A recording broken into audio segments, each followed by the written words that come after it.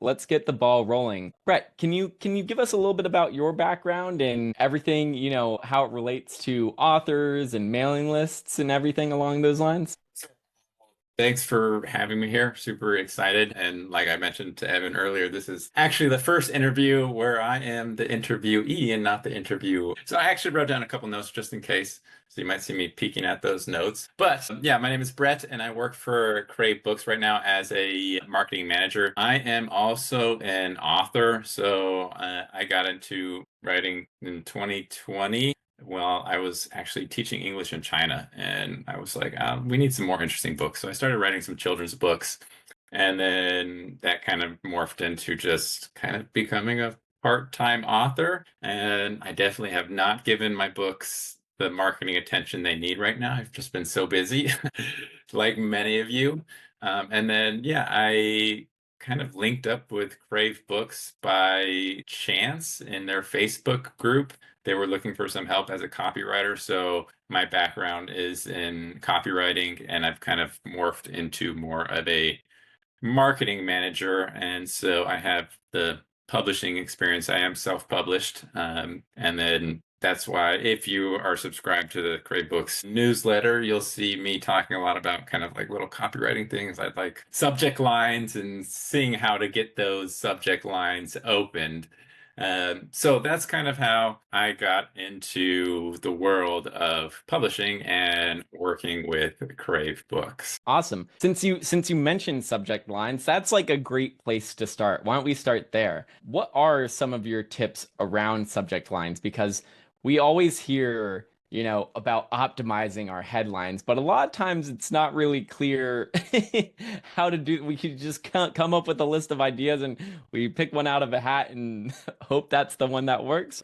Do you have a sort of a Well, the framework or subject line is probably the yeah? most important thing of the entire email because if they don't click on that email, they're obviously not going to read it. So that's why I harp on subject lines so much and why they are so important is because that's the first thing the readers see before they even open the email. So the main thing to remember when you're writing a subject line is it catching their attention? Because their inboxes are full of just my inbox is full of just your inboxes are probably full of just email after email after email. We subscribe to so many things, or when we make a purchase, they're sending us emails. So how can you make your subject line stand out? And you don't have to do the regular first letter capitalization of every single word in your subject line. Make it different to where it might just be, it sounds like someone's just talking to you. Like, hey, I saw this book yesterday. And people see that and they're like, that does not look like any of these other ones. Or you could even throw in a bracket at the beginning. Who's using brackets in their subject line? So, bracket, new book. That's going to catch their attention. Anything that you think is going to stand out from the rest of your subject line. So I would recommend going into your emails. You can do that this afterwards and just go through and read all of the subject lines you've received in the past week. And as you're reading those, if there's any subject line that sticks out, save that one. Create a swipe folder. So we call this a swipe folder where you're just swiping the copy of someone else. So just create a little folder in your email and say subject line swipe folder. And for any subject line you see that caught your attention, drag it into that swipe folder and do this every week as you kind of go through your emails. If you see an email that caught your attention, I saw one subscribe to, he's a science fiction author, I forget his name, but his subject line was, I almost bought a hearse. And I was like, what? Okay. I had to open it. I had to open it. Even though I haven't really like paid too much attention to what he's doing, I know who he is. And so it was like, okay, I'm gonna open this. I saved it, put it in my swipe copy. So that's one of the easiest ways to improve your subject lines is just go through and read other subject lines that catch your attention and try to do things that the majority of people aren't doing with those subject lines. And I think that's probably the biggest thing. I think, yeah, so a couple of points there is one is like you don't use title casing necessarily, like just use all lowercase for your subject lines. That's been shown to like boost open rates on emails, I think before. Obviously, balance all of these things out. If you do any one thing too many times, you will eventually make it feel stale as well too. And then the other thing that I loved that you mentioned there is that one thing that differentiates an author's newsletter from so many other emails that you get, whether they're, from companies that you've bought products from or mailing lists that you've subscribed to for like news outlets or anything along those lines, like those are all very corporate and faceless, right? But yeah, exactly. You as an author and as an individual have this incredible opportunity to stand out from everyone else in someone's mailbox by being personal and relatable. And so when you say like a subject line where you write like, "Hey, I read this book yesterday," right? That's something that you can do that, you're not going to get that from a news outlet or from a company, right? They usually don't have like a person that you can really relate to in their newsletters. And so those are really great ways to boost your open rate and also start to build rapport with your audience as well. But ultimately, you also have to deliver on your subject lines as well, right? If you say something and then what you said isn't connected to your email, the body of your email at all, or if it's like all the way at the bottom and even at the beginning, I would say it's okay if you mention like, "Hey, details for this," at the bottom, which was connected to your subject line. But if what you said in your subject line is not really related and you just kind of wanted to be clickbaity to get more opens, then that's just not great for building trust. Yeah, you will eventually erode the trust of your subscriber base if you say, "Hey, I almost bought a hearse," and then you don't tell us the story, right? Yeah. We Yeah. open the email because we want to hear that story. Or if that story is like a single sentence buried at the bottom of the email and like we just never notice it, like you do have to sort of deliver on that line. So do you have any advice when it comes to like the body of your newsletter? Yeah, so it really varies on your style. I would say keep it consistent. That way your readers know what you're getting. I read one email, and every Friday he sends out, it's called the swipe email, where it's an acronym. So swipe copy, and then this use wisdom. And so readers know what they're going to get, and it kind of builds that expectation every week. That way you're not flip-flopping it. And when you walk into a supermarket and then one day you go down your normal aisle to buy that bag of chips, but then the bag of chips just isn't there. And you're like, this is where it usually is. That obviously is a sales tactic of the supermarket to get you to see different products. But as a reader, you're just kind of like, this is where it's supposed to be. This is kind of annoying. So I would recommend generally keeping it consistent. It doesn't have to be like a format or anything, but it really varies. There's lots of different people that run different styles. I have a friend she has what's going on in her life, and then she even gives a drink recommendation. So that's just providing value right there in the body. A simple drink recommendation because it's coming from her. And then at the bottom, I would always say if you're running like group promos, group swaps, that you're keeping books in there and providing that extra value. Unless it's like a featured book you agreed with the author, then you could put that in a more prominent place. But in terms of the body, it really depends. The main thing is, are you providing your reader with value? Because in the end, if you're not providing value, then they're going to forget about your email or just unsubscribe because they've got tons of other emails that they have. So that's the biggest thing about the body content. You can really put anything you want in there as long as it's kind of related to you, your books, what's going in your life. And like we mentioned, making it personable is really big, building that trust with your readers. There was some statistic, I think it was like 80 something percent of consumers recommend brands that they trust. And so you are the brand as an author, and the most powerful word of marketing is word of mouth marketing. So if a friend recommends me a book that's way more powerful website saying here's the top book in an advertisement. So you really want to be personal and build that trust in those emails by providing as much value as possible. And yeah, it starts with you being writing like a normal human being. Yeah, so you touched on two things, which I'm always talking about with authors as well, is like it's about building rapport with your audience by being personal, and then two is providing value. And the way that I usually recommend to authors to provide value to readers is to have those other books that your readers might like in your emails. And those could be from newsletter swaps or from group promotions, or maybe it's just a book that you saw on Amazon and you thought, hey, this looks interesting. And put those books into your newsletter, and that way you're providing your reader with like an Easter egg every time they open your newsletter, and they're like, they're like, oh, what am I going to discover this week? Because as a reader, I love browsing books. Even though my to be read list is already like months long, I still love browsing for new books and adding to my to be read list. Your kind of trust score with other authors that you're doing group swaps with is don't just like plop their books in there. Add a sentence that says, if you haven't read it, haven't read the book, like why this book makes you want to read it. So like you could just look at the book description and say, oh, this looks interesting. This is probably why you should read it. And that'll spice things up. That'll make readers more likely to click on those books rather than just here's a link, here's a link, here's a link, here's a link. Yeah, I think that is definitely a great idea. And I also recommend putting the book cover for the book in as well, not just the straight link to. Very much important.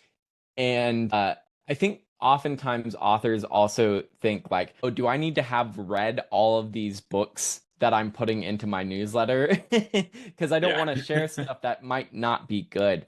And I usually sort of the way that I frame it is these are other books that you might find interesting, sort of like the also bought section on Amazon. So when you go to a book page on Amazon, you scroll down the page, other customers, bought these similar books, right?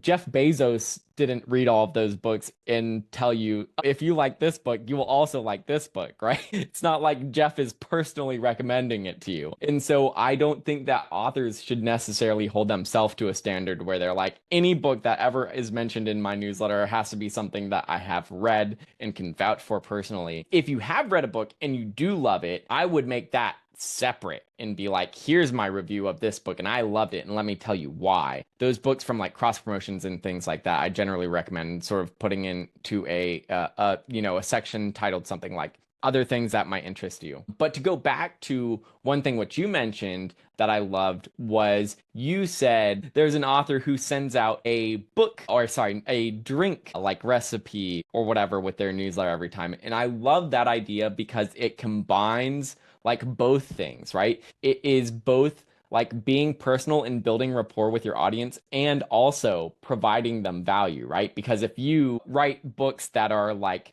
always like let's say you write cozy mystery novels and they always take place in a coffee shop or something like that, right? And that is like that is the series, right? If you put in your newsletters each week, maybe you put like a recipe for like a different kind of coffee or something like that, right? Like here's a recipe for a latte. Here's a recipe for like an Americano, or maybe like you explain the differences between them, or maybe you explain like what you like about them or something along those lines where you can be both providing value because maybe your readers actually are like they love these cozy mystery novels set in coffee shops because they personally love going to coffee shops, right? And so you can be providing them that value of like, here's something that they're going to want to read about. They're going to want to read these recipes or what have you. And so that's where like thinking about like the demographics of your audience can also be incredibly important. Yes. Yeah. And that drink thing, it goes to kind of our newsletter curation. So if you're struggling to find ways to put value into your email, just go out and maybe curate one article where it's obviously, if you're a science fiction writer, it's a science related article that you enjoyed. And you can write a 2-sentence blurb about this article and link to the article saying, hey, I think you would enjoy this article. It's pretty easy to go out there and just find something that's interesting in terms of curating. Another thing I forgot to mention in terms about the body of your email is, I personally would recommend more white space in your emails. Now, I'm not saying like huge spaces, blocks of white space where they have to scroll down, but don't overwhelm them with big blocks of text unless you are some sort of academic writer and that's what your readers are expecting, that academic style of writing. I will maybe at max 3 sentences, and then I'll put a space. I am a lot of just one sentence space, one sentence space, one sentence space in my emails because our attention spans are so bad now and decreasing with all the social media that when we see a block of text, our mind automatically tells us like that's too much. That is too much. But if you do line by line, then it makes it look like it's a lot less, even though it might be the same amount of text. So It's much easier to digest.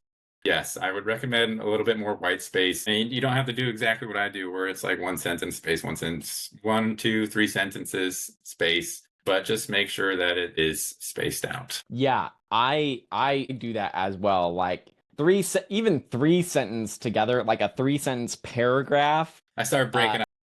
That's too much. That's too much. It's got to be, each paragraph is one sentence. Yeah, exactly. In it, like, because so many people are reading their emails on their phones too. And when I see my phone screen is just like a wall of text, do you ever get a text message from some my mom sends me very long text messages. Every time I open up my phone to see her text message, I'm like, this is a lot to wade through. And you know what you do? You do when you see those is you're like, I'll get back to that later. So if your reader opens up your email and they're like, I'll get back to that later, chances are they might just forget about your email, and that's what. Exactly. And that's my mother, right? Like, so I feel obligated to read it. So I have to read it and respond. But if I get a wall text from someone else that I don't know super well, definitely that is lower priority. I'm curious if anyone in the audience, are you guys writing big blocky text, or are you guys already kind of in the habit of kind of keeping it spaced out? Yeah, I'd be curious in the chat as well. Are you guys writing 10-sentence paragraphs in your emails, or one sentence per line? And then yeah, because I've seen a lot of authors whose emails could definitely benefit from just breaking up those those paragraphs with 3, 4, 5, 6 sentences into just individual lines, because it just makes it so much more digestible for readers, especially on phones, because so many people are reading their emails on phones as well. Let's see. Someone says small color blocks. Interesting. Just starting with the newsletter, small paragraphs, max 3 sentences.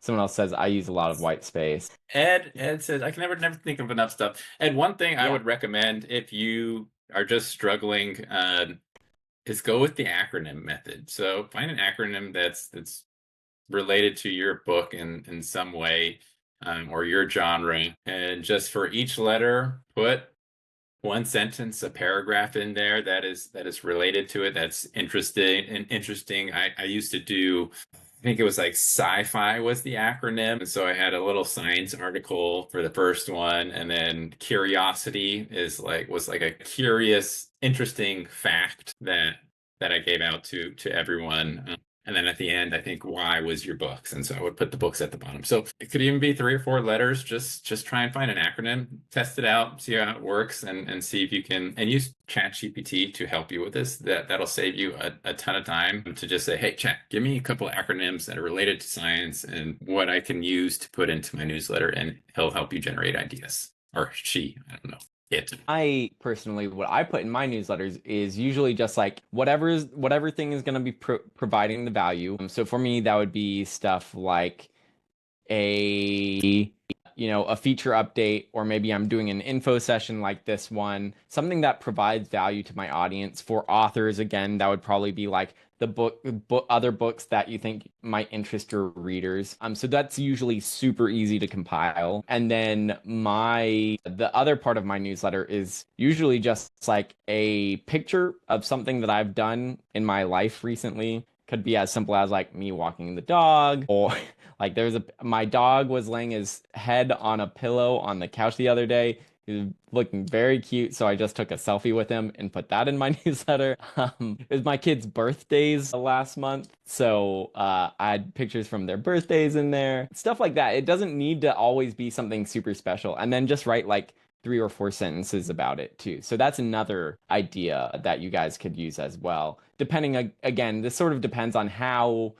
personal you want to get in your newsletter. I always like to be as transparent as possible and like try to get people to like have a sense of who I am as a person, because that is your superpower as an author, like compared to all of these faceless companies that are just sending out newsletters too, right? That is a great suggestion. Are there any other tips or tricks like that spacing out one or anything along those lines that authors should think about when it comes to, or even just other ideas for content that you've seen in terms of like what makes for good content for newsletters? Yeah, I'd say one thing is just be cautious if you're newer and you have a smaller list with the amount of links you're putting in there. The general recommendation is 3 links is considered safe before your emails might start getting marked as spam. So 3 links, but if it really depends. If you have good open rate and people are opening your emails, maybe they're replying to your emails, then you're definitely safer to put more links in. I know a lot of big newsletters out there having 10, 15 links sometimes. They're all over the place. It really kind of depends on your sender reputation. The more people are opening your emails, the more likely that your emails are not going to go to spam. So just keep that in mind when you're sending your emails out. If you have a couple swaps going, I mean, I'm not sure. I'd be curious to get Evan's take on this, but in terms of newsletter swaps, I wouldn't recommend like more than 4 in one email, to be honest. It's a lot, and it always feels like more of a recommendation when there's less books in that email newsletter swaps going on, because it just starts to feel like a list of books that you put in there. Yeah. So I think it depends a lot upon the structure of your newsletter. If you have, a book and then you have its entire book description next to it, and then another book and then its entire book description next to it, and if you do more than 3 of those, people aren't gonna make it past all of those walls of texts of all of those descriptions. So, if you do a fourth or a fifth or something, like people just aren't going to get to that book because they're going through like walls of text of all those book descriptions. If you're doing something more like just a book cover grid, I think up to like 6 just book covers in a grid still makes it pretty easily digestible for your audience, because a lot of times, depending on like how your newsletter is structured too, like when it's on a mobile device, it'll usually be like 2 books per row instead of like just a single book cover per row. So if you have those 2 book covers per row, you can usually see all 6 books on your screen at one time, or maybe it's sort of more like 4 and then like the 2 top halves of the other ones you can see there. So again, it depends on the structure. I usually wouldn't recommend more than like 6 books from newsletter swaps in a newsletter, because yeah, then you do get into decreasing demand there and clicks and things like that. The other thing you mentioned there was about deliverability, right? And because if you're putting too many links in your newsletters, that can hurt your deliverability. And that all goes back to your sender reputation. And one thing that improves your sender reputation is people actually replying to your emails.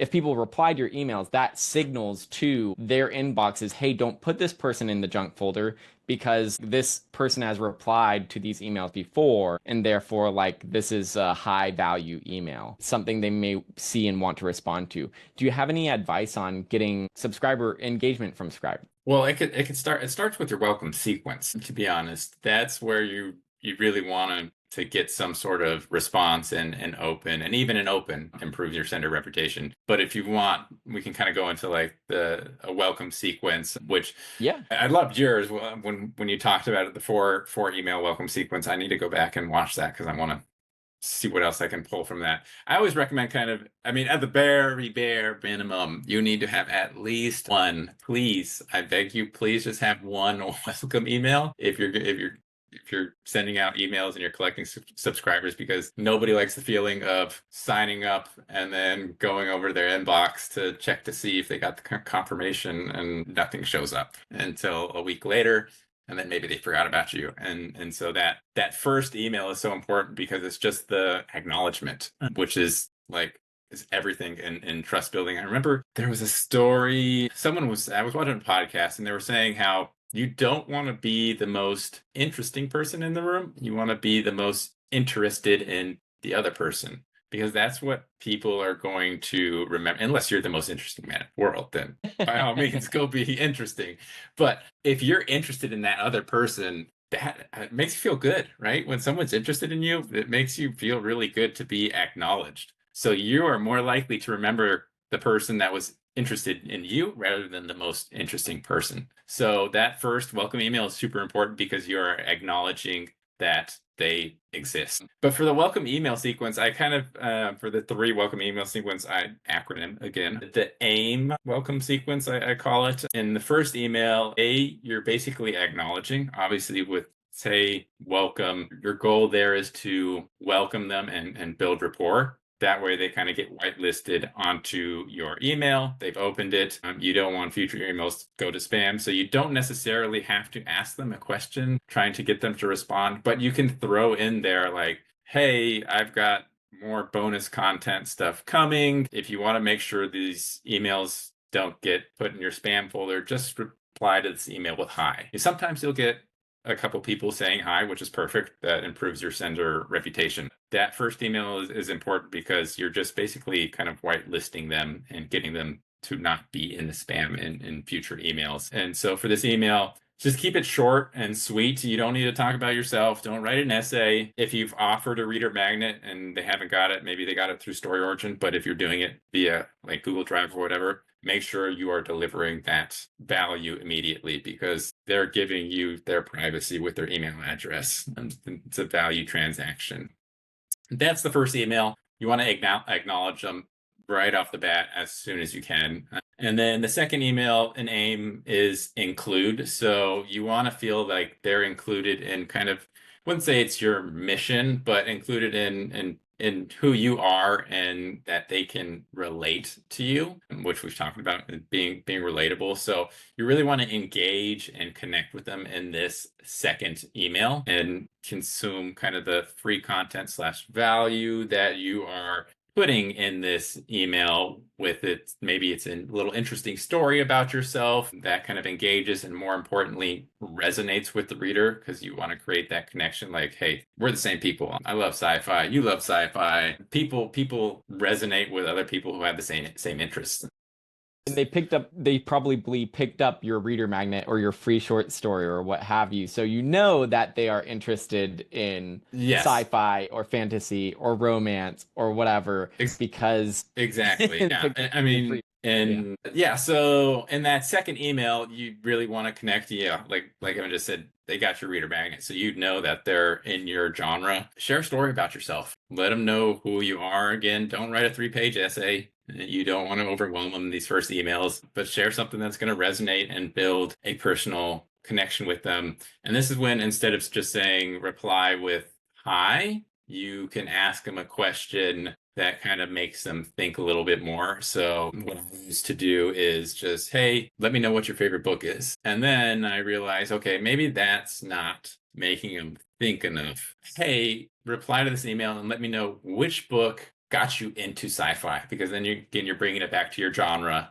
And that's what they want to talk about. They want to talk about their genre. People want to share their opinions. If you share your opinion with them, they're more likely to share their opinion back, because when two people interested in the same thing meet, there's kind of a group polarization effect that grows, and there's a feedback effect. So you feed on them, they feed on you, and it grows. That's just how it works in like politics. Like people get crazy and they feed off their own people that are with them, and then everything blows up. So use that to your advantage, those shared interests. So that's the second email. You're sharing who you are a little bit and just getting them to engage with you and hopefully reply to that email to improve your sender reputation. And so in the third email, we have AI and then which is mobilize, and it's kind of how can I help you email. The goal is kind of to start getting them involved. That way you're setting expectations and you're turning them slowly into your super fans.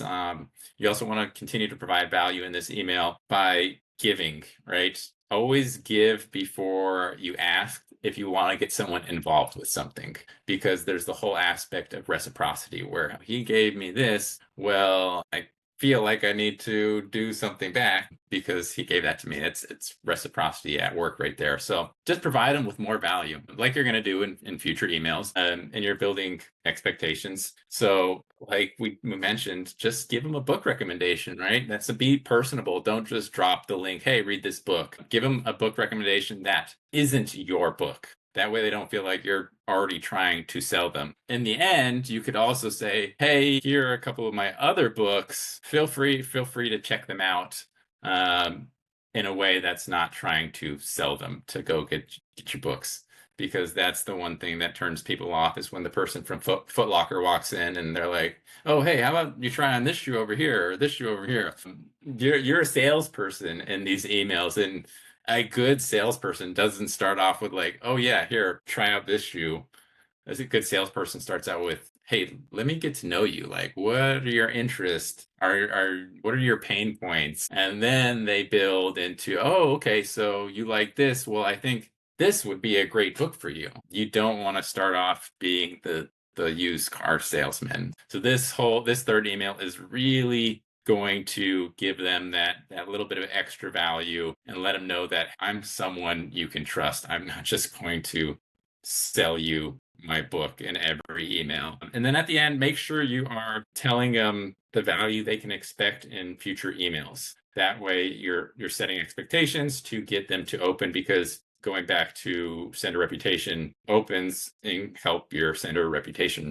By setting expectations, letting them know, hey, you're going to get more value like this in the future, they're more likely to open your emails, and that's more likely to increase your sender reputation and less likely for your emails to get sent to spam. So with that welcome email, it's really key, really clutch. If you write a good welcome email sequence to get your sender reputation good right off the bat. Yeah, absolutely. And there are so many good things that you mentioned there. So I want to touch on some of those again. So in that second email, you said you could do something like asking them how they got into sci-fi. And then you also mentioned, like having an opinion, getting like people love to share their opinions about things. Like people can get super heated about politics, but people can get super heated also about fandoms and things too, right? So you might, if you are a sci-fi author, you might ask them like Star Wars or Star Trek or whatever, right? Like those kinds of things can provide good, like, starting points for conversations. You could say something like, I was always a fan of Star Wars, but like,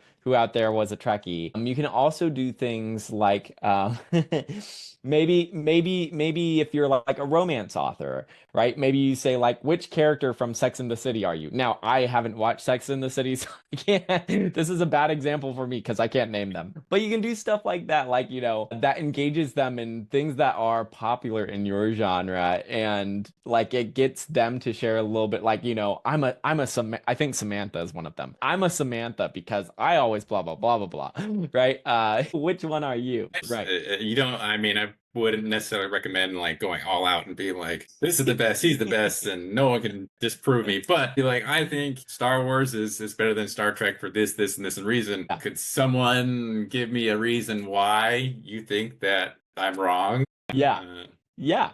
No, I think that always provides for great fodder. And like honestly, I find those conversations enjoyable too, because usually I'm learning something, right? And I love learning new things. And then the other thing that you touched on in that third email you said was like you want to be providing them value, and then you want to not necessarily be super salesy. And going back to, readers usually have super long to be read lists. So even if they've gotten a freebie like short story or book from you, that doesn't mean that they're going to read it like anytime soon necessarily, right? It might be at the bottom of their to be read list. And so you want to try to bump it up the to be read list. And maybe you do that by, in that third email, like talking more about that story. And like you were saying, not just being like, here, try this book. Talk about the stuff that you're enthusiastic about, like things from books that you loved. Maybe you talk about your favorite author, or maybe you talk about the book that got you into sci-fi and what you loved about that book, right? And then you use that enthusiasm to say, like, these are all of the things I loved about Star Wars. These are the things that I didn't like. And so that's why I put these elements, the sort of the chosen one is like, that's a main part of my book. Like, I love that chosen one, like, narrative. I love the, coming up from the bottom, or maybe I love, these specific tropes from sneaking in these other Easter books. Like, eggs too. I used a couple of Star Wars names in my book. Maybe you'll be able to find them. and someone asked, could you just quickly give us again the breakdown for that acronym for AIM? What did the three letters stand for? So AIM is acknowledge. That's the first email where you're like, hey, I saw you you signed up. Hey, I'm here. You're acknowledging them. Be interested in them. Don't be interesting. That way they remember you. So A is for acknowledge. I is include. You're kind of including them in yourself, your mission, and building that connection right there of the shared interest. So you guys, you're included in my tribe. You're in my group. And this is my story. Probably kind of similar to yours because that's how I got into sci-fi or whatever it may be. You're including them into your new author, your reader community, author reader community. So A, acknowledge, I, include, and then F, you're kind of mobilizing in a very subtle way. You're not saying go buy my books, but you are kind of saying, hey, you could check out this book here. This is why I included these elements. If you don't have a TBR list that's 10,000 books long, here are a couple of my favorite books of my own that I've written.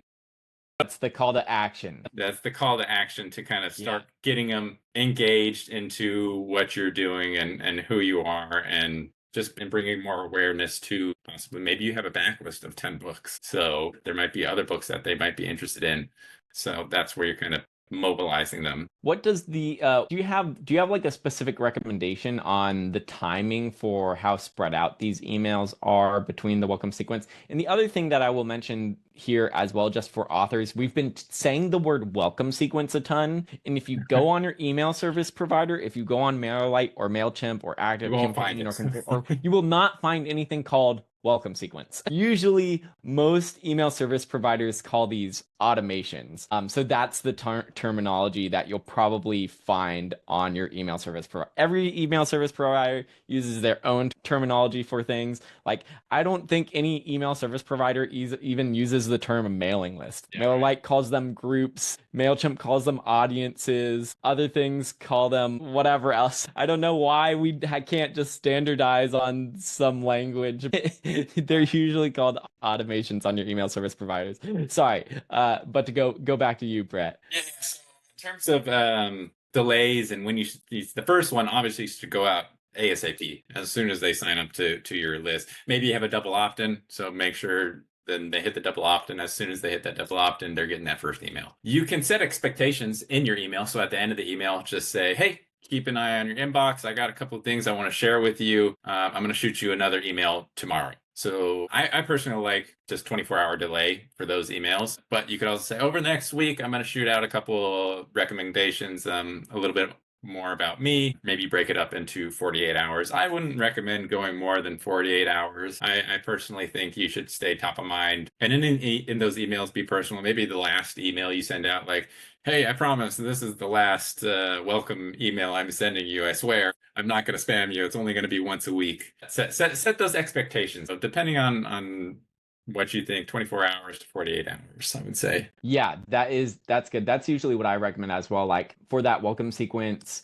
keep them a day apart. If you only have a 3 email welcome sequence, like 3 emails over 3 days, it's not overkill. Maybe that last email, instead of a day between the second and third email, maybe you have a 2-day gap. If you have a super long email welcome sequence, I recently redid my welcome sequence. It used to just be 4 emails sent out over the course of a week or so, and I made my welcome sequence like 20 plus emails the other week. Obviously, that is too much for 1 week or to be sending them every single day, because people just don't have the time to digest the info that you've sent them. And so yeah, so my first few emails in that welcome sequence do go out over the course of like the first day, the second day, and then the third or fourth day. And then after that, they're spaced out like every 5 days apart or something like that. And if you have a book series where you have 10 books, maybe you have an email in your welcome sequence for every single book in that series, and you have a much longer email welcome sequence than just 3 emails. Now, to get back to what Brett said, if you just have a single email welcome sequence, that is fantastic. At least do that. And then you can always sort of up these things later and add more emails to your welcome sequence later. So don't feel like you necessarily need to have all of this stuff in place right from the get-go. Because a lot of times I find authors like hear these recommendations and then treat them as roadblocks. Like, I can't start sending a newsletter until I have the emails in my welcome sequence. Like, you can start a mailing list without a welcome sequence. It'll be fine. Like, it's not perfectly optimized, but what in this world is perfectly optimized, right? Like, so it's all just about like incremental improvement over time. You can always come back to these things and improve them later. I do want to, because this is such an important topic and we haven't gotten to it and we're running out of time. How do we actually grow our mailing list, right? Like, that's that question over there. All this stuff is great, you can have the most beautiful welcome sequence in the world, but if no one's joining your mailing list, it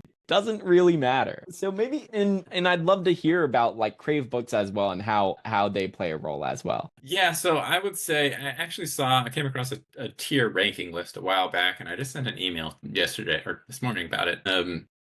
And in the top tier, they had basically the back of your book, back matter with the CTA to your reader magnet, and social media with the CTA to your reader magnet as the top 2 ways. I would disagree, just because that's for authors who have lots of people that are downloading their books. Now, you should always include a CTA, whatever is a QR code or a link in the back of your book. I'm not saying don't include that, but I'm saying that if you're not selling more than 50 to 100 books a day, because the conversion rate on that back CTA is so low, especially if it's a QR code. Like, a lot of people aren't going to go out of their way unless they absolutely loved your book to scan the QR code. It could be like as low as 5% or less in terms of converting from the back of your book. And I'm biased, my top 3 ways would be, if you're still kind of getting started and you don't have that consistent traffic organically, is email list building giveaways, newsletter swaps, and group promos are probably my top 3 in terms of building. Unless you're really good at social media and you're really good at posting viral videos, then go for it. I would say social media is great for doing that. It really depends on you, but yeah, those are the top 3 because those are the most genre specific that you're getting compared to other. It might be like, if you're running your own paid ads, do it if you know how to run paid Facebook ads. But a lot of us here are not experts in optimizing paid ads via Facebook. If you think you're going to build your email list with book blogs or podcasts or in-person book fairs, I would just kind of like, if you go to a book fair, go ahead, try and get them to sign up to your email list, but just don't expect much from those. So do email list building giveaways, newsletter swaps. You guys have probably already heard this. It's really a patience game in terms of building your newsletter. It's not going to happen overnight, but if you're getting genre-specific people from a list building giveaway, which we do have at Crave Books, and be wary. I know there's a couple sites, and we used to do this as well. So if you join an email list building giveaway, their reward for readers to get the reader to sign up is a Kindle, then those readers are probably not going to be super genre specific. There's probably going to be a lot of freeloaders, freebie seekers that just want that Kindle. So when you sign up, always double check to see what they're giving the readers to get them to sign up to your email list. If they're giving a book bundle in your genre, Brandon Sanderson book bundle, and it's a fantasy giveaway, then those readers are going to be a lot more likely to stay on your list. In the end, you're always going to get some unsubscribes, whether it's a newsletter swap or group promotion. or an email list building giveaway.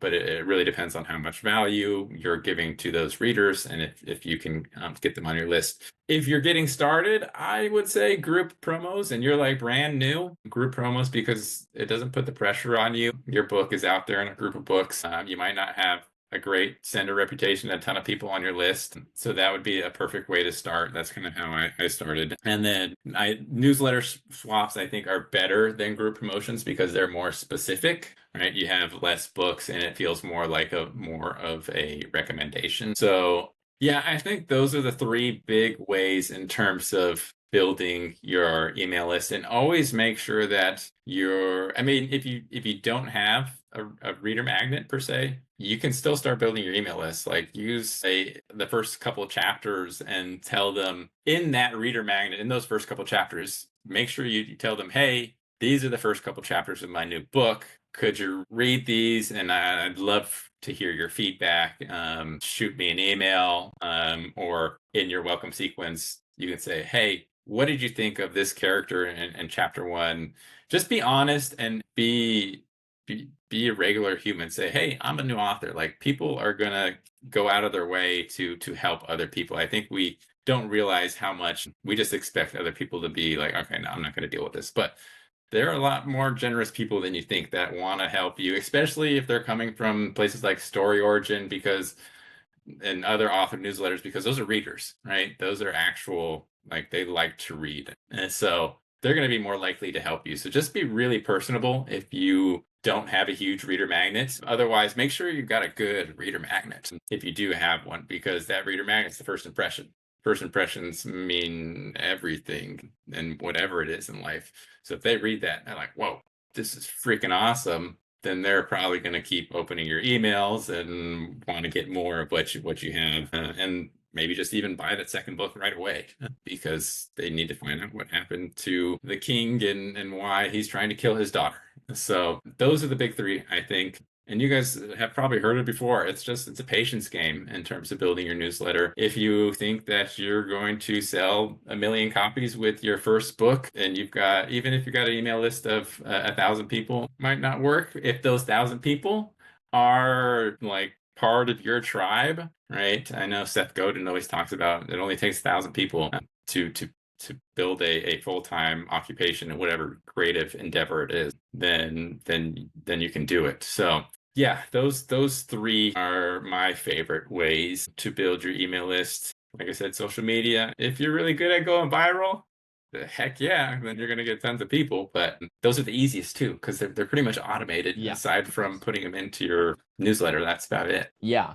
Yeah, and just to clarify for anyone that might not be following along with the terminology, because it can be kind of confusing, the way I usually bucket those is so like the first one, what you were calling list builders, I usually refer to more specifically as like a raffle email builder, right? So usually that is you in a group of authors all pay into a pot to buy prizes like a Kindle or something maybe more specific to your genre, like a box set of, Brandon Sanderson's books or something along those lines. That is a prize that when readers enter the raffle, they are trying to win that prize. And as to participate in that raffle, they also have to consent and agree to joining your mailing list. And so you and the other authors that are hosting this raffle together can all build your email lists, because all of these readers are joining your mailing lists as entries hoping to win this raffle prize, right? And so those can sometimes be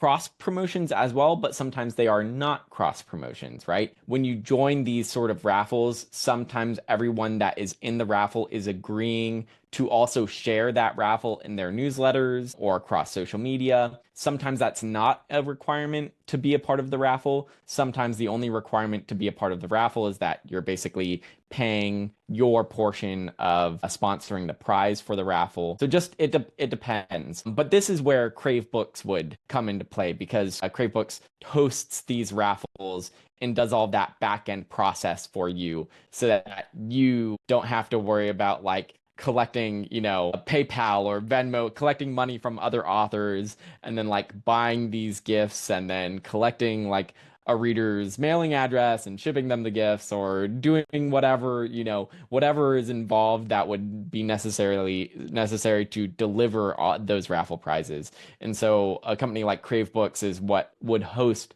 those raffles and simplifies that process where you as the author, you're just paying to be a part of that. And that is a great way to get started with building your mailing list as well. And then there are cross promotions, like Brett was saying, which are newsletter swaps and group. So a group promotion is similar to a raffle, and that's usually you and a group of authors, you and let's say 20 authors on the same genre, and you're all trying to build your mailing list together. The difference between just a raffle and just a normal group promotion is that a group promotion on StoryOrigin doesn't have any raffle prize, right? Like readers are not trying to win something. It's just that when a reader comes to a group promotion, they can get your freebie and join your specific mailing list just to get your freebie. And so they're interested specifically in getting that reader magnet from you. And so that's sort of the main difference between the two. Now, a lot of authors, when they get on StoryOrigin, they're like, can I join cross promotions? Can I join group promotions? Can I arrange newsletter swaps or request newsletter swaps? I have 0 people on my mailing list. I tell them like, yeah, absolutely. Go ahead and start requesting to join group promotions or arrange newsletter swaps. A lot of other authors on StoryOrigin got started when they had 0 people on their mailing list, and they know what it's like when they were starting out. And so they're usually more than willing to accept other authors who are just starting out and lend them a hand up because someone else did that for them. But I also know that a lot of authors also feel like they shouldn't do that, even if it's something that they can do. They want to contribute to group promotions and newsletter swaps and be sending traffic to other authors as well. They feel a strong sense of obligation to do so. And so getting started with something like joining raffles on Crave Book can be another just great way to get started, to get a handful of emails where what you're contributing to that raffle is money instead of audience, right? Versus on StoryOrigin, you're not contributing money, you're just contributing, the attention of your audience to that thing that you're joining. And so those can both be, you can get started with building your mailing list both ways, and they can both be super helpful to building your mailing list. And then you can do all that great stuff that we spent the past hour talking about, having that.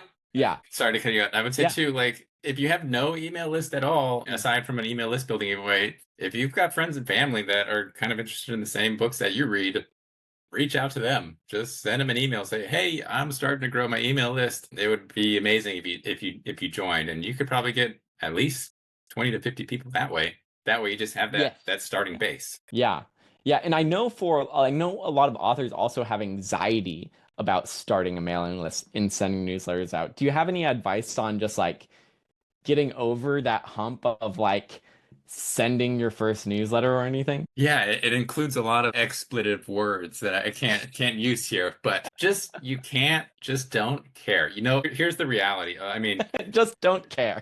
Here is the actual reality of life is that, yes, there are a lot of people that are interested in what you have to say, and those people are going to continue to be interested in what you have to say. But there's a lot of people that like, they don't care, and they're not going to write back to you and say, this is a horrible email. Like, why are you sending me this email? Don't be embarrassed about any of the emails you send. Not a single email you send you should be embarrassed about, because in the end, everyone else has their own problems. If they think something is weird or off about your email, they're not going to say anything.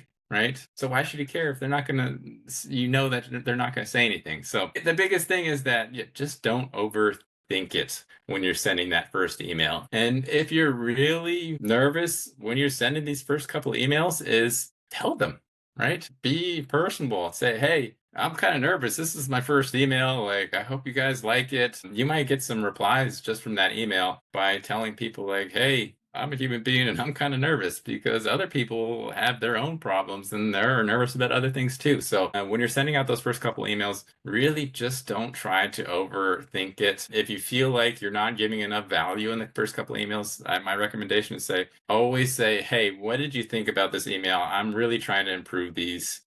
Like that way, even if they don't reply, they know like, okay, he's probably going to get better and these emails are going to improve. So I know Yeah. Evan recommended sending an email to no one. Send an email to yourself. That way you just get a feel of it. And I love that because you can see what the email likes, and always send test emails out before you send your email. So you can see what your email looks like. And if you're reading it and it just looks funky, then you know you may have to make some tweaks. Another thing that's really good is, and also when you're writing your books, is read it out loud. Don't just read in your head, because as you read it out loud, you notice things that you don't notice when you're reading in your head, because subconsciously we just kind of glaze over things. And there's like one test where all the middle letters are mixed up in a paragraph, but you can still read the paragraph because our minds just automatically, like subconsciously, read the text. So read it out loud. That's when you're really going to notice different things. So if you're worried about sounding awkward, because the whole thing about emails is you want to sound like you're actually talking to them rather than just writing kind of in an academic way. And if you're writing as if you're talking, you should probably speak it. That way you can hear how you're talking in that email. So that's another cool trick that I kind of learned a while back, is that you really notice a lot of things. Yeah, definitely. Definitely just reading it out loud can be super beneficial because yeah, your brain will just like reorder the words and you won't even notice that you put a word twice or what have you. Yeah. Yeah, these are all great tips. If anyone had questions that they didn't get answered today and they want to reach out to you or Crave Books, where can we follow you or get more information? So you can send me an email, Brett, with 2 T's at cravebooks.com. Another way, when you sign up to Crave Books, which is free, totally free to sign up, you only pay when you run promotions. We do have upgraded memberships. But if you sign up, then you'll be getting our emails from our email newsletter. So the best way is just sign up for a free account and you'll automatically get those emails. You can reply to those emails to any newsletter we send out. Reply to that if you have any questions, and we'll get back to you. Brett, thank you so much again for coming out and chatting with us today. And thank you everyone else who attended. If anyone has questions for me as well, you can always email me directly, evan@storyoriginapp.com. But thanks again, everyone, and we'll see you in the next one.